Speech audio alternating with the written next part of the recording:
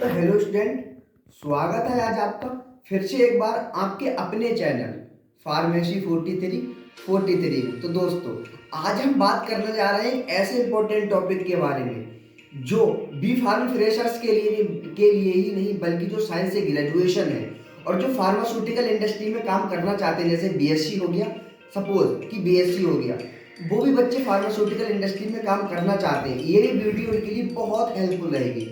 मैं बात करता हूँ कि हाउ टू सर्च जॉब। जो फार्मास्यूटिकल कंपनी में जॉब है वो आप कैसे ढूंढें, आपका इंटरव्यू कैसे होता है, अगर आप आपका इंटरव्यू कैसे होता है, अगर आप वो वीडियो देखना चाहते हैं तो वो वीडियो मेरे चैनल पे पहले से ही अवेलेबल है। सर्च करें फार्मेसी 43 और देखना बिल्कुल ना भूलें। तो दोस्तों, अब हम बात करते हैं कि आपका प्लेसमेंट नहीं हुआ।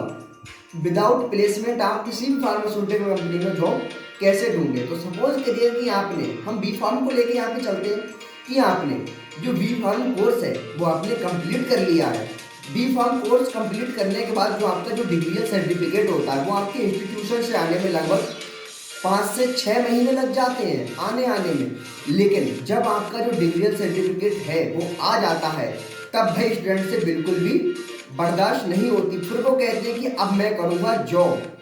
फिर होता क्या है, वो जहाँ पे फार्मास्यूटिकल एरिया होता है, फार्मा कंपनियों का जहाँ एरिया होता है, जैसे अगर हम बात करें कि भारत में फार्मास्यूटिकल कंपनियों का जो एरिया है वो कहाँ है, तो जैसे हिमाचल प्रदेश, महाराष्ट्र, गुजरात, अगर आप इस एरिया में जाएंगे तो आपको यहाँ पे सिर्फ और सिर्फ फार्मास्यूटिकल इंडस्ट्री ही दिखेंगी। तो होता क्या है कि अब भैया हम किसी भी फार्मास्यूटिकल कंपनी में अपना जॉब कैसे करें और हम इंटरव्यू कैसे दें और हम उसके कौन से डिपार्टमेंट में काम कर सकते हैं, हमारे पास क्या एलिजिबिलिटी होनी चाहिए और हमें सैलरी कितनी मिलती है।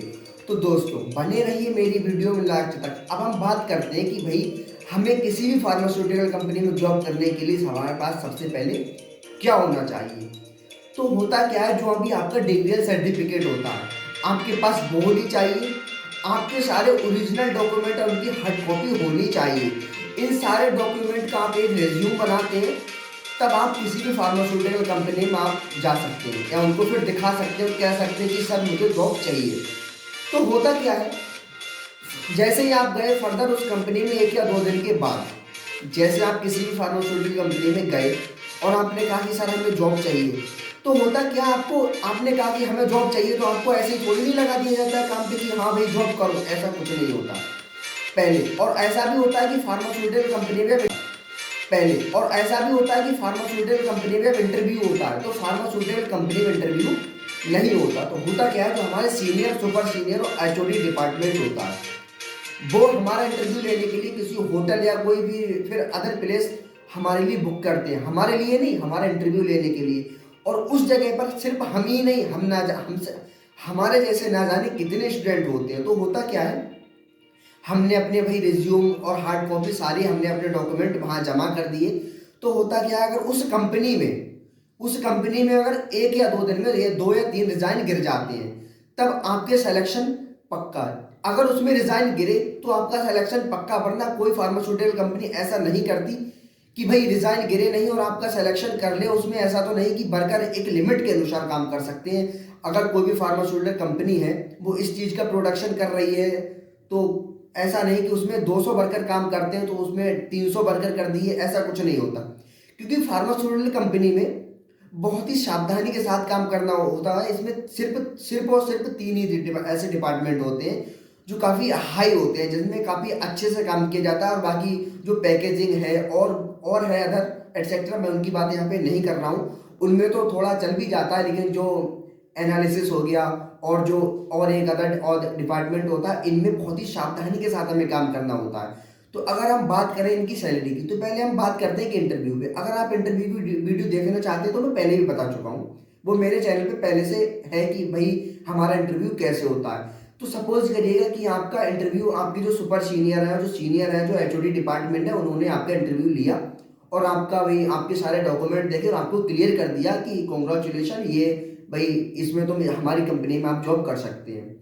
तो देखिए, ऐसा कुछ नहीं होता कि अगर हम इस डिपार्टमेंट में काम कर रहे हैं, एचओडी डिपार्टमेंट में है या कोई दूसरे डिपार्टमेंट में है, तो हमारी जो सैलरी होगी वो अलग अलग होगी। लेकिन आपको एक बात हमेशा ध्यान रखनी है, आपको किसी भी कंपनी में ऐसा नहीं कि हम उसमें काम करते ही गए 1 साल 2 साल 10 साल 20 साल, ऐसा नहीं करना है।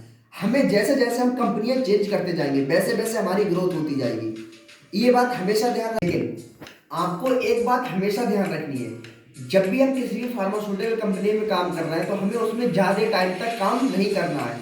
अगर आपको ये ध्यान रखना होगा, जब भी हम इस फार्मास्यूटिकल कंपनी में काम कर रहे हैं तो हमारे फार्मास्यूटिकल कंपनी में काम करने के बाद लगभग उसी के दायरे में यानी उसी एरिया में 1 या 2 किलोमीटर के एरिया में अगर अदर कोई फार्मास्यूटिकल कंपनी है तो आप अपने रिज्यूम उस दूसरी फार्मास्यूटिकल कंपनी में भी लगा सकते हैं। ऐसा नहीं कि आप इस फार्मास्यूटिकल कंपनी में काम कर रहे हैं तो आपके सारे डॉक्यूमेंट जो ओरिजिनल डॉक्यूमेंट है वो उसी कंपनी में जमा रहेंगे, ऐसा कुछ नहीं होता।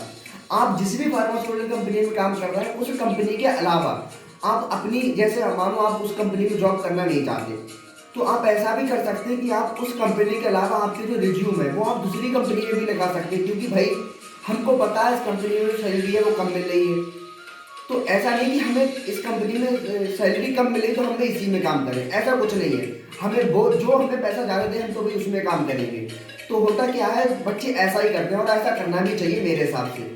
बाकी तो फार्मास्यूटिकल कंपनियाँ यही कहती हैं कि भाई आप इसमें रुकें, आपको ये दिया जाएगा, ये वो दिया जाएगा कि आपकी 1 साल के बाद सैलरी बढ़ा दी जाएगी, या आपको इस दिवाली या इस होली पे आपकी सैलरी बढ़ा दी जाएगी, ऐसा कुछ नहीं होता। आप उनकी एक भी ना सुने।